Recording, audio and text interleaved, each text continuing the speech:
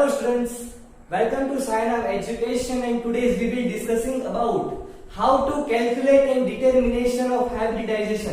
हम कोई भी कंपाउंड और मॉलिक्यूल का हाइब्रिडाइजेशन कैसे पता करें और कोई भी मॉलिक्यूल है इसका हाइब्रिडाइजेशन क्या होगा, बहुत कुछ आपको जानने को मिलेगा और जी और नीट प्रेस्पेक्टिव एग्जाम में इसके लिए बहुत ही अच्छा टॉपिक, इसकी बॉन्ड लंबाई क्या होगी, बॉन्ड एंगल क्या होगा, ये बहुत जरूरी है। और नीट में 2-3 क्वेश्चन इस क्वेश्चन में केमिकल बॉन्डिंग के पूछ लेते हैं, तो हम डिस्कस करते हैं। चलिए, हाइब्रिडाइजेशन, डिटरमिनेशन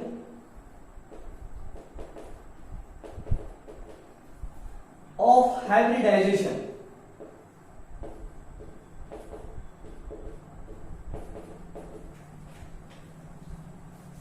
चलिए, हम 2-3 मेथड यहां पे यूज करेंगे, लेकिन सबसे पहली मेथड है मेथड नंबर 1। सिंपल सा फॉर्मूला का हम यूज करेंगे और मॉलिक्यूल का हाइब्रिडाइजेशन क्या होगा हम पता करेंगे। तो मेथड नंबर 1, सिंपल सा हमारे पास फॉर्मूला है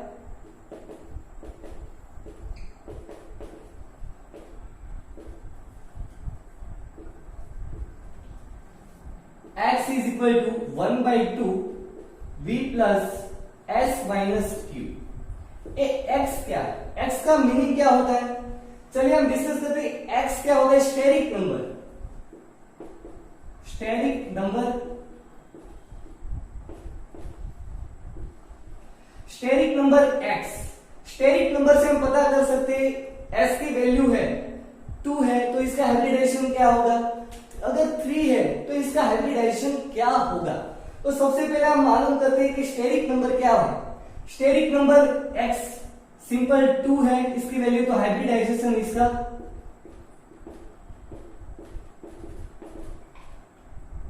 sp।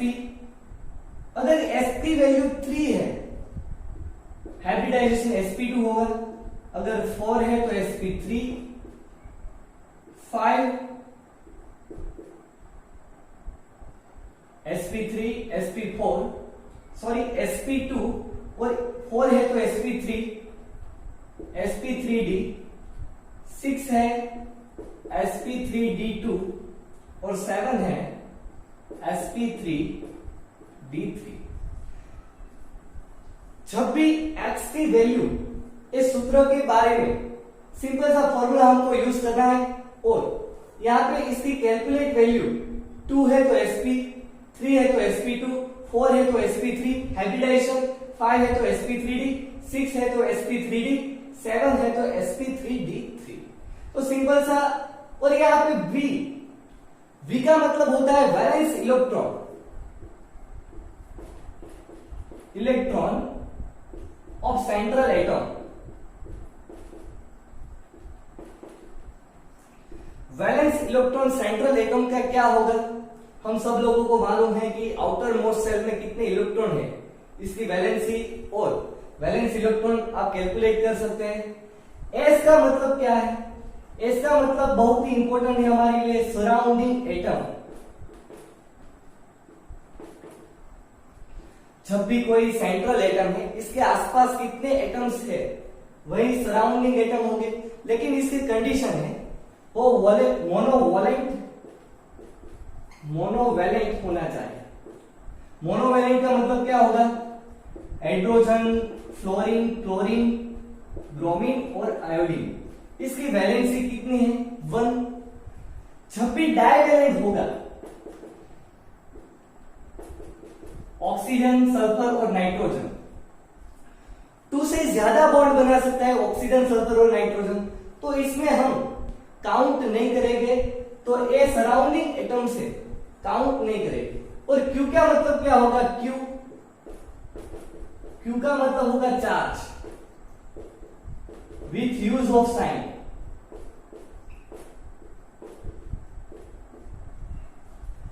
कोई मॉलिक्यूल है तो इसके पर CH4+ NH4+ होता है, तो इसका चार्ज क्या होगा, प्लस है तो हम प्लस की वैल्यू इसमें कैलकुलेट करेंगे। इसके पर माइनस होगा तब हम माइनस वैल्यू इसकी पुट करेंगे और बाद में x की वैल्यू हमको हाइब्रिडाइजेशन पता करेंगे।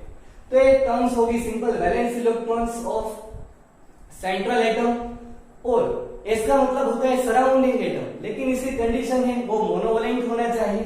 लेकिन क्यू का मतलब क्या होगा, लेकिन क्यू का मतलब charge with sign use plus और नेगेटिव हम इस वैल्यू में पुट करेंगे।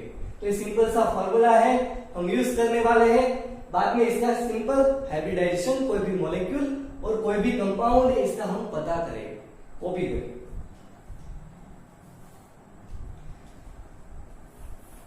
चलिए, तो हमने सिंपल सा फॉर्मूला याद रख लिया होगा। 1/2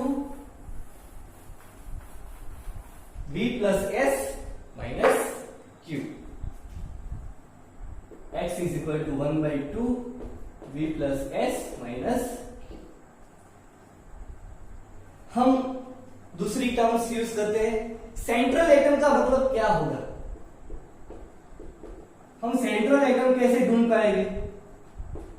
सेंट्रल एटम का सिंपल मतलब है कि जब भी लेस नंबर होते हैं, लेस नंबर और लेस इलेक्ट्रोनेगेटिव,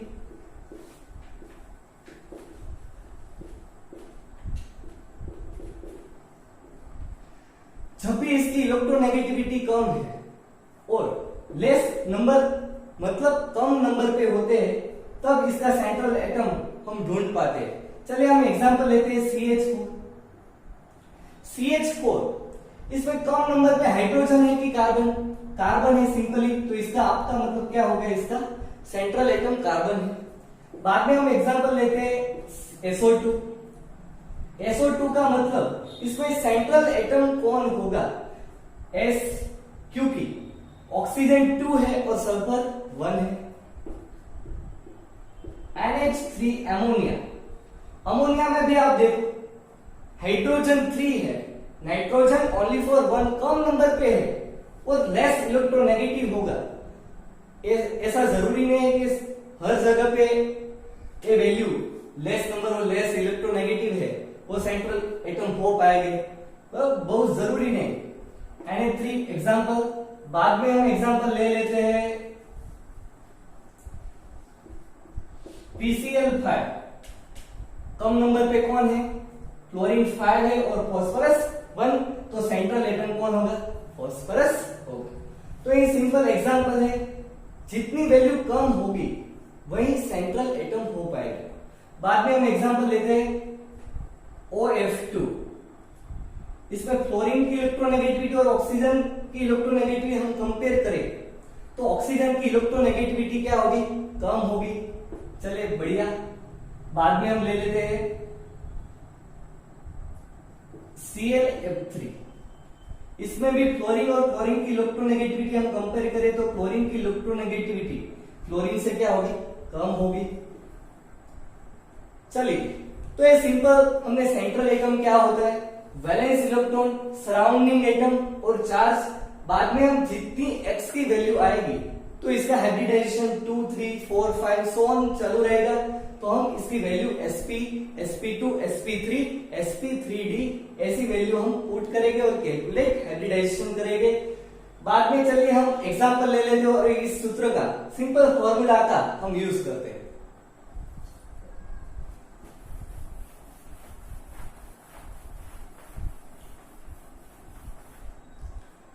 सबसे पहले हम एग्जांपल लेते हैं CH4।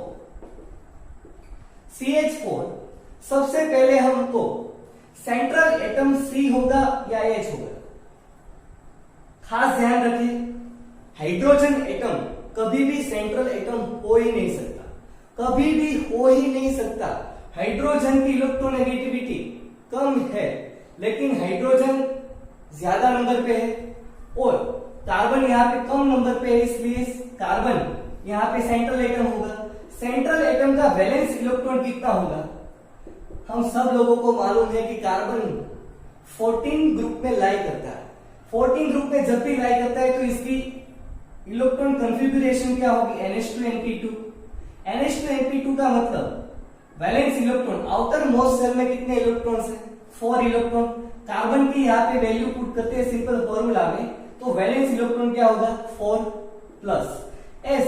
इसके सराउंडिंग एटम क्या है? कार्बन के आसपास हाइड्रोजन जुड़ा हुआ है, 4 हाइड्रोजन, और वही इसकी हाइड्रोजन की वैलेंसी 1 है, इसलिए हम मोनोवैलेंट में इसको लाई करते हैं। इसकी वैल्यू क्या होगी? 4। यहाँ पे कोई भी चार्ज नहीं है, प्लस और माइनस, इसलिए इसकी वैल्यू 0। 4 प्लस 4 8/2, 2 4 जा, आंसर क्या आएगा? 4। जब भी x की वैल्यू 4 आती है तो इसका मतलब क्या होता है? sp3t, सॉरी sp3 होगा। इसका हाइब्रिडाइजेशन क्या होगा? sp3, क्योंकि s कक्षक ओनली फॉर 1 और p कक्षक कितनी होती है? 3 होती है, इसलिए बराबर। तो यहाँ पे CH4 सिंपल एग्जांपल है। यहाँ पे कार्बन सेंट्रल एटम और इसके आसपास कितने हाइड्रोजन है? 4 हाइड्रोजन है। सिंपल फॉर्मूला हम यूज करते हैं 1/2, वैलेंस इलेक्ट्रॉन 4 और S सराउंडिंग एटम कितने हैं? 4। चार्ज 0 है, इसलिए आंसर क्या आने वाला है? 4। जब भी आंसर स्टेरिक नंबर 4 आएगा तो इसका आंसर क्या होगा? sp3 hybridisation. तो यहाँ पे बहुत ही सिंपल फॉर्मूला का हम यूज करेंगे और हम हाइब्रिडाइजेशन को कैसे पता करेंगे। चलिए हम नेक्स्ट एग्जांपल ले लेते हैं।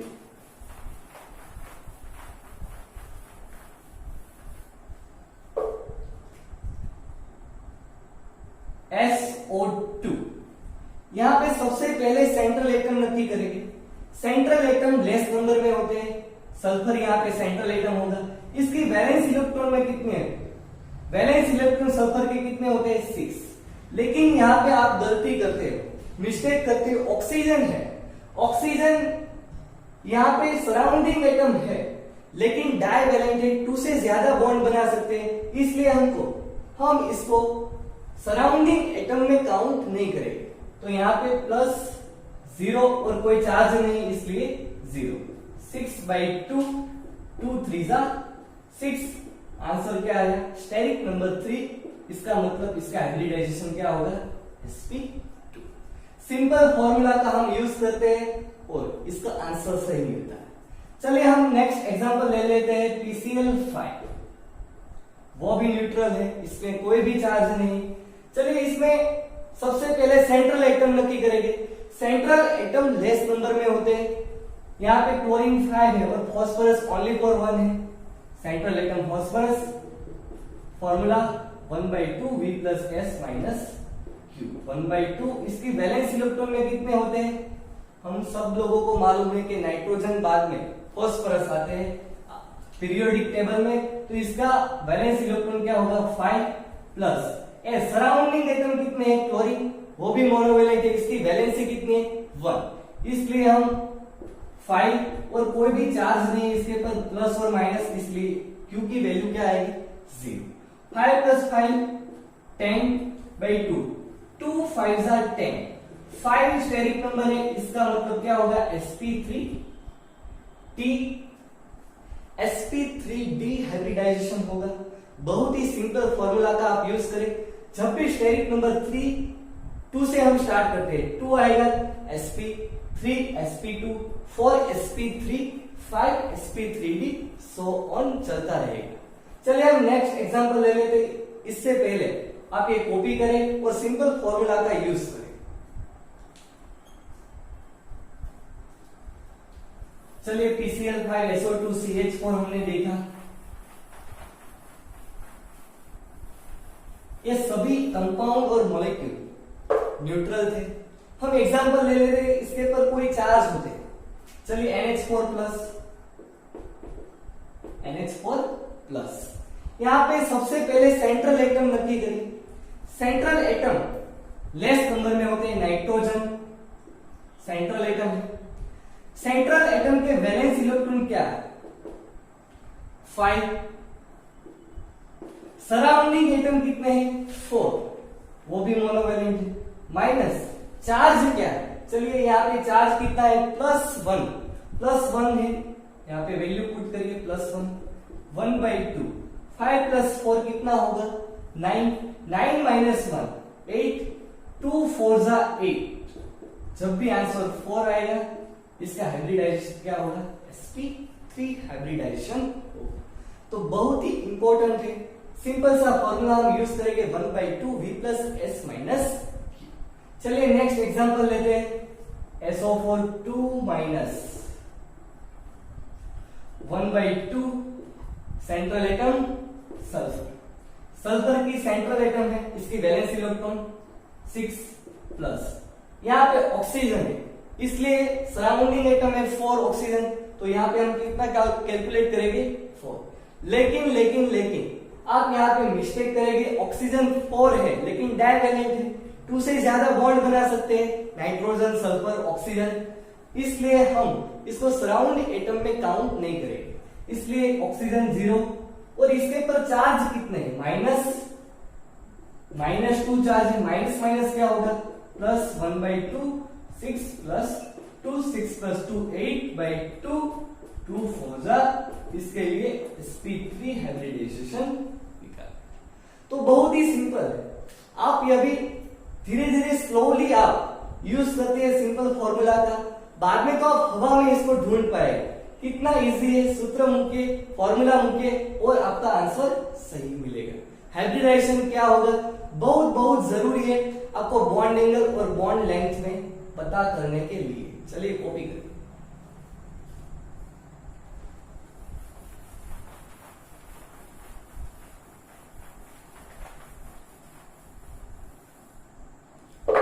नेक्स्ट हम एग्जांपल ले लेते हैं H2O वाटर।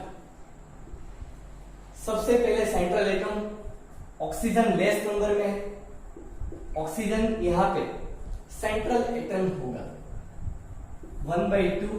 ऑक्सीजन में वैलेंस इलेक्ट्रॉन कितने? Valence electron 6 plus surrounding atom कितने हैं? मोनोवैलेंट है 2। चार्ज Q, इसमें H2O पर कोई भी चार्ज नहीं, न्यूट्रल है, इसलिए इसकी वैल्यू 0 रखेंगे हम। 6 प्लस 2 8/2 2 4 जा 4x की वैल्यू जब भी आएगी तो इसका हाइब्रिडाइजेशन क्या होगा? sp। कितना इजी है। चलिए हम नेक्स्ट एग्जांपल ले लेते हैं HCO2F2। इसमें सेंट्रल एटम लेस नंबर में ज़ेनॉन है, इसलिए central atom xenon. Formula use करिए 1/2 v plus s। Valence electron में कितने होते हैं?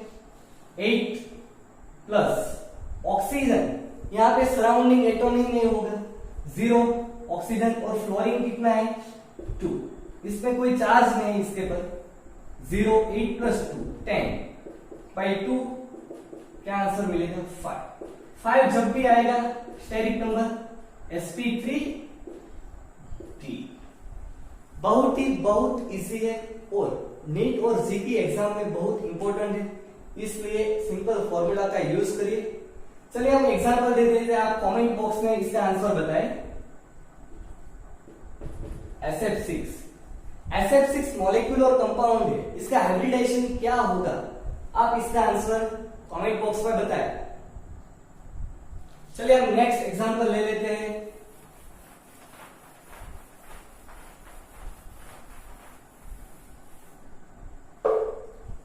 SF4। SF4 में सबसे पहले सेंट्रल एटम सल्फर 1/2, सल्फर की वैलेंस इलेक्ट्रॉन 6। आपको यहाँ पे वैलेंस इलेक्ट्रॉन पता करना जरूरी है बहुत ही। अब वैलेंस इलेक्ट्रॉन आपको मालूम नहीं तो आप यहाँ पे आगे प्रोसीड ही नहीं कर पाओगे, क्योंकि वैलेंस इलेक्ट्रॉन का बहुत ही अच्छा रोल होना चाहिए, इसलिए हाइब्रिडाइजेशन निकालने में वैलेंस इलेक्ट्रॉन का बहुत ही अच्छा रोल है। आपको वैलेंस इलेक्ट्रॉन निकालना नहीं आता तब आप रुक जाए, सबसे पहले वो लर्न करिए क्या है इसका वैलेंस इलेक्ट्रॉन हम कैसे पता करेंगे, बाद में आप आगे प्रोसीड कर पाओगे। तो यहाँ पे 6 प्लस मोनोवैलेंट है, कोई भी चार्ज नहीं है, 6 प्लस 4 12/2 6। जब भी 6 वैल्यू है sp3d। सिंपल सा फॉर्मूला है, आप यूज करिए और इसका आंसर।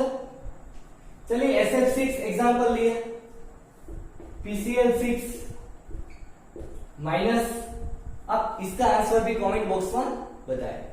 सबसे पहले हमने देखा कि हाइब्रिडाइजेशन में स्टेरिक नंबर और इसका सिंपल सा फॉर्मूला हमने यूज किया, S X is equal to 1/2 V plus S minus Q. V का मतलब होता है वैलेंस इलेक्ट्रॉन, S का मतलब होता है सराउंडिंग एटम और Q का मतलब होता है चार्ज विद साइन हम यूज करेंगे, प्लस है माइनस है। तो ये वीडियो आपको बहुत ही पसंद आया होगा और एंड तक आपने वीडियो देखा होगा, आपने लर्न कर लिया होगा कि इसका हाइब्रिडाइजेशन हम कैसे निकाल पाएंगे। ये वीडियो जरूरी लाइक करिए, शेयर करिए और सब्सक्राइब करिए। Thank you so much.